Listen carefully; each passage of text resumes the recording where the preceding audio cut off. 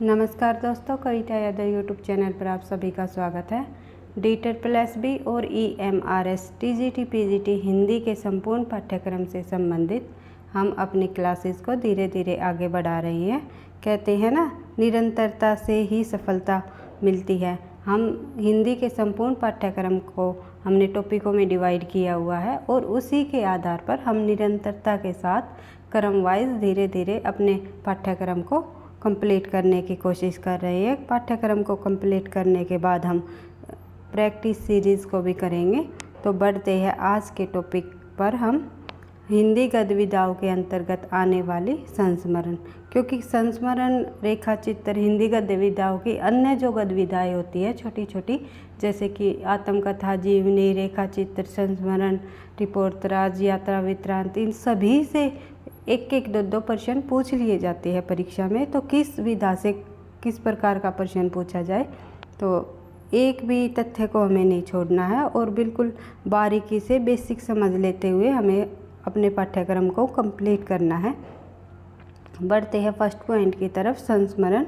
तो हिंदी संस्मरण लेखन का कार्य किन्होंने किया? महावीर प्रसाद द्विवेदी के समय प्रारंभ हुआ। और हमने जब जीवनियाँ पढ़ी थी तो जीवनी के अंतर्गत हमने देखा था कि हिंदी जीवनी का विकास किस युग से माना गया? भारतेंदु युग से। और संस्मरण का महावीर प्रसाद द्विवेदी के समय में प्रारंभ हुआ और द्विवेदी जी ने स्वयं अनुमोदन का अंत, सभा की सत्यता और विज्ञानाचार्य का वसु का मंदिर आदि संस्मरणात्मक लेखकों की रचना की। द्विवेदी ने ये 3 संस्मरण लिखे। कौन कौन से? अनुमोदन का अंत, सभा की सत्यता और विज्ञानाचार्य वसु का मंदिर। ये 3 इनके द्विवेदी जी के संस्मरण रहे। द्विवेदी युग में पुस्तक के रूप में सर्वप्रथम बाल मुकुंद गुप्त हरियोध जी के संस्मरण का प्रकाशन हुआ। बाल मुकुंद गुप्त जी के जो संस्मरण का नाम क्या रहा? हरियोध जी का संस्मरण। एक पुस्तक के रूप में द्विवेदी युग में ये सबसे पहले आया। छायावादी युग में सरस्वती, विशाल भारत, सुधा, माधुरी आदि पत्रिकाओं में संस्मरणात्मक लेख प्रकाशित हुए। संस्मरणात्मक लेख किस किस पत्रिका में प्रकाशित हुई? सरस्वती में, विशाल भारत में, सुधा, माधुरी आदि पत्रिकाओं में ये लेख प्रकाशित हुए। अगर आप किसी पत्रिका का नाम पढ़ रहे हो, समाचार पत्र का नाम पढ़ रहे हो या किसी रचना का नाम पढ़ रहे हो, तो आपके माइंड में एकदम से उनसे संबंधित 1-2 तथ्य जरूर आ जाने चाहिए। जैसे कि सरस्वती पत्रिका का प्रकाशन कब हुआ, किन्होंने किया, कौन कौन इनके संपादक रहे, विशाल भारत का संपादक कौन रहा, माधुरी का कौन रहा। इस तरह आप चीज़ों को बार बार पढ़ोगे और एक दूसरे से रिलेट करते हुए करोगे तो याद हो जाएंगे। राहुल सांस्कृत्यायन का संस्मरण, साहित्य, बचपन की स्मृतियाँ। जो राहुल जी का संस्मरण है, संस्मरण साहित्य है, राहुल जी का संस्मरण साहित्य बचपन की स्मृतियाँ 1955 ईस्वी, जिनका मैं कृतज्ञ 1957 ईस्वी तथा मेरे असहयोग के साथी। राहुल जी वैसे तो यात्रा वृत्तांत के लिए अधिक प्रसिद्ध रहे, लेकिन इन्होंने जो संस्मरण साहित्य लिखा उनके अंतर्गत कौन कौन सी रचनाएँ आती है इनमें, ये पूछ लेंगे कि इनमें से राहुल सांस्कृत्यायन का यात्रा वृत्तांत कौन सा नहीं है। तो आप लोगों को ये देखना है कि इन्होंने जो ये 3 संस्मरण लिखे हैं उनके क्या नाम है, क्या क्या है? बचपन की स्मृतियाँ, जिनका मैं कृतज्ञ तथा मेरे असहयोग के साथी। बढ़ते हैं आगे। उपेंद्र नाथ एस के संस्मरण और रेखा चित्र, रेखाएं और चित्र। उपेंद्र नाथ के जो संस्मरण है वे कौन कौन से हैं? संस्मरण और रेखा चित्र नाम से इनका एक संस्मरण है। रेखाएं और चित्र 1955 में, मंटो मेरा दुश्मन 1956 में, ज़्यादा अपनी कम पराई 1959 में। ये मंटो मेरा दुश्मन वेरी इंपॉर्टेंट संस्मरण रहा है इनका। कई बार परीक्षा में पूछा गया है मंटो मेरा दुश्मन किसकी रचना है या किस विधा की रचना है या किन का संस्मरण है? तो आंसर हो जाएगा उपेंद्र नाथ अस का। ज़्यादा अपनी कम पराई भी इम्पोर्टेंट है। शिव पूजन साहा कृत, या ये पूछ लेंगे कि इनमें से उपेंद्र नाथ अस का संस्मरण कौन सा नहीं है, तो हमें बिल्कुल सभी तथ्यों पर देखना है कि कौन कौन से किन किन के जिनके 2-3 संस्मरण है या 2-3 रचनाएं हैं, उनकी सभी रचनाओं को ध्यान में रखना होगा, क्योंकि आजकल बदलते पैटर्न के आधार पर इस प्रकार से भी परीक्षा में प्रश्न पूछे जाते हैं। ये पूछ लिया जाता है इनमें से कौन सा कथन असत्य है, क्योंकि एक लेखक के बारे में हमें उनकी रचनाओं, उनकी विशेषता या उन रचनाओं के अंदर जो भी संबंधित तथ्य है सभी कुछ पता होना चाहिए। इस तरह प्रश्न पूछे जाते हैं आजकल कि इनमें से कौन सा नहीं है या इनमें कौन सा असत्य है, इस प्रकार प्रश्न पूछे जाते हैं। तो हमें बदलते पैटर्न के आधार पर ही परीक्षाओं की तैयारी करनी है। शिव पूजन साहे कृत वे दिन वे लोग, एक इनका संस्मरण है वे दिन वे लोग में 1965 में संस्मरण तथा रेखाचित्र संग्रहित है। शिव पूजन साहे का इम्पोर्टेंट संस्मरण है, वेरी इम्पोर्टेंट रचना है भाई ये वे दिन वे लोग, कई बार परीक्षा में पूछी गई है। नेक्स्ट आ जाएगा इलाचंद्र जोशी, मेरे प्राथमिक जीवन की स्मृतियाँ। मेरे प्राथमिक जीवन की स्मृतियाँ किन की है? इलाचंद्र जोशी की। और वृंदावन लाल वर्मा का है कुछ संस्मरण नामक लेख सुधा में प्रकाशित हुआ। ये पूछ लेंगे कि वृंदावन लाल का जो संस्मरण है वे किस पत्रिका में प्रकाशित हुआ, तो आंसर हो जाएगा हमारा सुधा में। रामवृक्ष बेनीपुरी के जंजीरें और दीवारें नामक संस्मरण संग्रह में उनके जेल जीवन की कहानी है। ये पूछ लेंगे इनमें से किस लेखक की जो जंजीरें और दीवारें है उसमें जेल जीवन की कहानी लिखी गई है, या रामवृक्ष बेनीपुरी से संबंधित और अन्य तथ्य देकर के ये पूछ लेंगे इनमें से कौन सा गलत है कौन सा। तो हमें हर एक कवि के हर एक रचनाओं के बारे में बिल्कुल ध्यान होना चाहिए, और सभी कुछ एक दूसरे से मिलते जुलते हैं, लेकिन आपको एक बार पढ़ोगे तभी लगेंगे, 2 बार पढ़ोगे तब भी लगेंगे मिलते जुलते, लेकिन चीज़ों को जब आप बार बार पढ़ोगे, तथ्यों को बार बार रिवाइज करोगे तो बिल्कुल एक एक चीज़ क्लियर हो जाएगी आपको। ये बात इस रचना में कही गई थी या ये रचना इस कवि की है, इससे मिलती जुलती ये उसकी है। तो इस तरह आप, इसका कोई शॉर्टकट है ही नहीं, सिर्फ आपको कड़ी मेहनत करनी है और चीज़ें बार बार रिवाइज करनी है। ट्रिक मैं करा दूंगी, एक बार करा दूंगी, आपके माइंड में रहेगी, फिर एग्ज़ाम के टाइम में आप ट्रिक ही याद करते रह जाओगे, आंसर याद नहीं आएगा।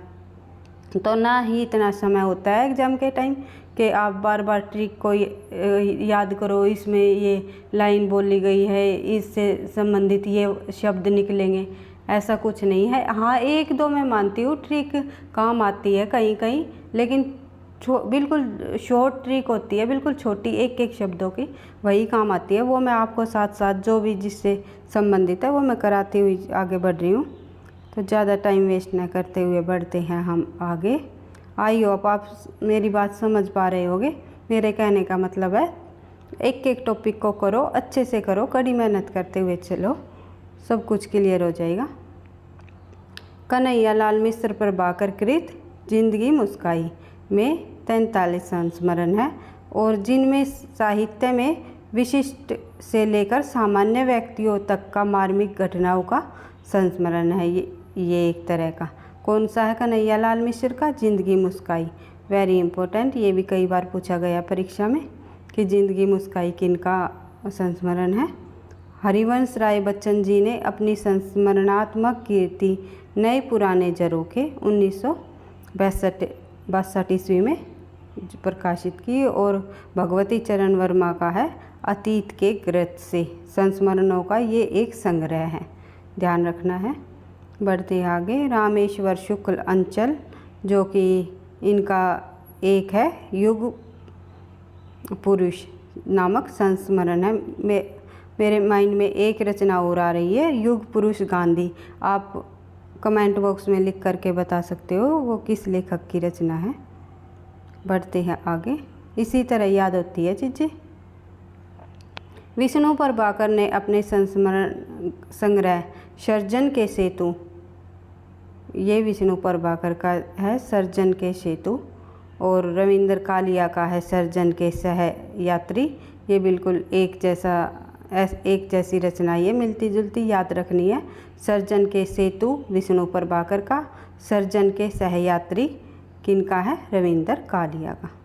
कृष्णा शोभती ने हम हशमत लिखकर संस्मरण विधा को एक नया आयाम दिया। हम हशमत कृष्णा शोभती का प्रमुख संस्मरण है। कई बार अभी हाल ही की परीक्षाओं में भी पूछा गया है कि हम हशमत किसका है, या मिलान में रचनाएं दे देंगे। कई लेखिकाओं की रचनाएं जैसे मनु भंडारी, कृष्णा शोभती और नासिरा शर्मा, इस तरह की जो प्रमुख आजकल की नई लेखिकाएं उभर कर सामने आई है, उनसे संबंधित रचनाएं दे देंगे उनकी, ये किसकी है, ये किसकी है। इस तरह पर परीक्षा में प्रश्न पूछे जा रहे हैं।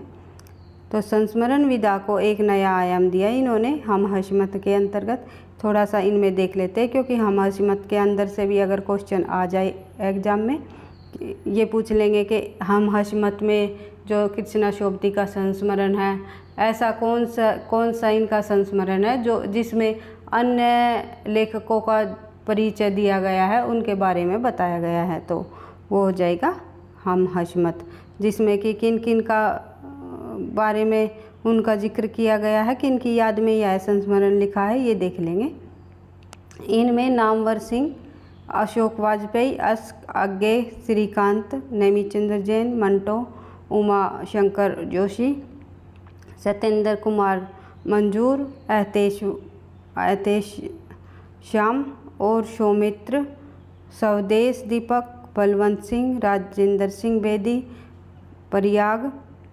प्रयाग शुक्ल और नासिरा शर्मा, कन्हैया लाल नंदन आदि की याद में यह लिखा गया है। इन लेखकों को इसके अंतर्गत याद किया गया है, यानी कि इनसे संबंधित ये संस्मरण है।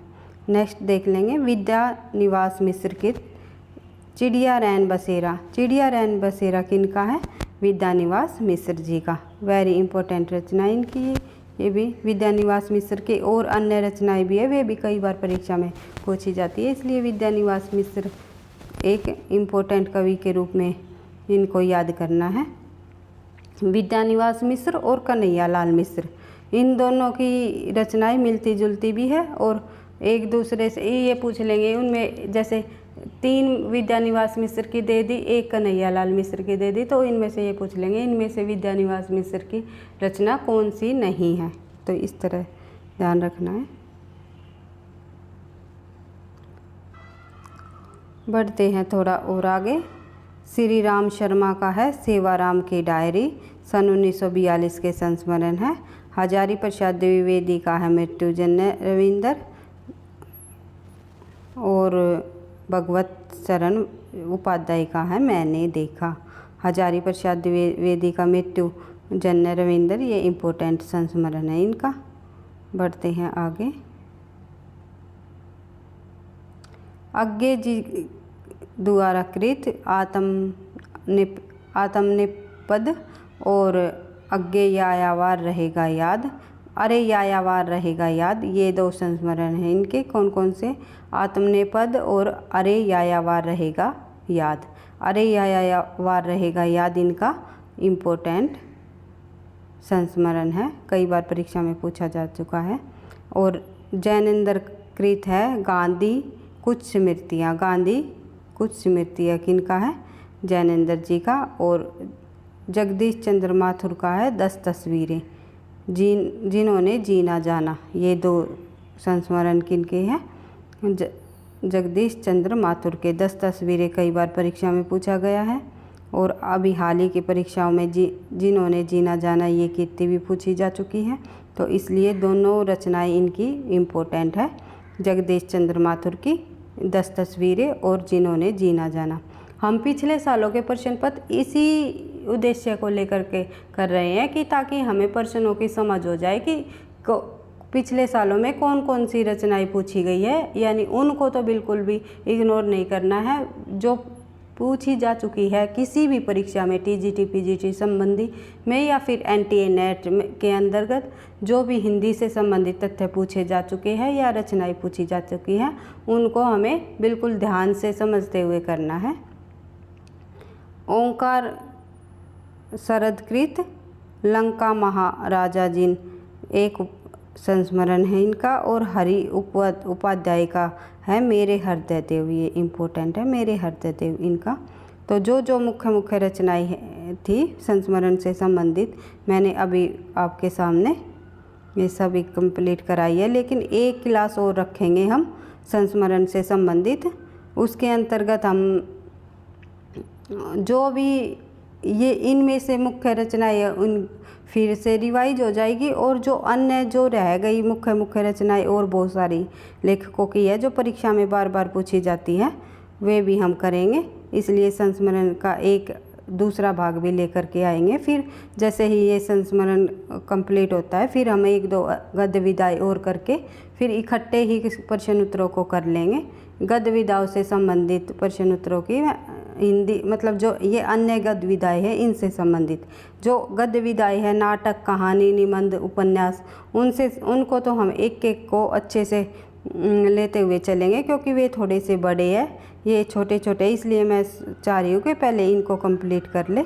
ये अन्य गद्य विदाई जब ये कंप्लीट हो जाएगी तो फिर हम जैसे नाटक की शुरुआत कर देंगे या फिर निबंध से ले लेंगे, उपन्यास से एक टॉपिक को 2-3 दिन 3-4 क्लासों में कंप्लीट करते हुए चलेंगे, क्योंकि 2 क्लासों में तो ये छोटी छोटी गद्य विदाई ही हो पा रही है, और थोड़ी सी बड़ी क्लासेस भी रखनी पड़ेगी उनसे संबंधित। तो आप देख करके शॉर्ट स्क्रीन ले सकते हो इनका रिवाइज करने के लिए। पढ़ते रहना, आगे बढ़ते रहना। वीडियो अच्छी लगे तो लाइक करना, दोस्तों के साथ शेयर करना, चैनल पर पहली बार हो तो सब्सक्राइब कर लेना। और कोई भी अगर आपको डाउट है या किसी भी रचना से संबंधित कोई डाउट है या किसी प्रश्न को आपको ऐसे लग रहा है कि हाँ मैम ये इस बुक में ये दिया गया है, उस बुक में ये दिया गया है, इसका सही आंसर क्या होगा, कुछ भी हिंदी से संबंधित आपके माइंड में कोई भी डाउट हो तो आप कमेंट बॉक्स में लिख करके पूछ सकते हो और बता सकते हो आपको क्लास कैसी लगी। तो कमेंट बॉक्स में भी आप थोड़ा जैसे आप अपनी प्रॉब्लम बताओगे या फिर ये बताओगे आपको क्लास किस तरीके से चाहिए, पहले कौन सा टॉपिक चाहिए, या हाँ इसी तरह हम जो हिंदी का संपूर्ण पाठ्यक्रम के आधार पर टॉपिक लेकर चल रहे हो इसी तरह क्लासेस लगानी चाहिए। आप अपने सुझाव दे सकते हो, मैं बिल्कुल आपके कमेंट बॉक्स में दिए गए सुझाव पर ध्यान दूंगी और उनके प्रश्नों का उत्तर भी देने की पूरी कोशिश करूंगी। पढ़ते रहना, आगे बढ़ते रहना। थैंक यू, धन्यवाद।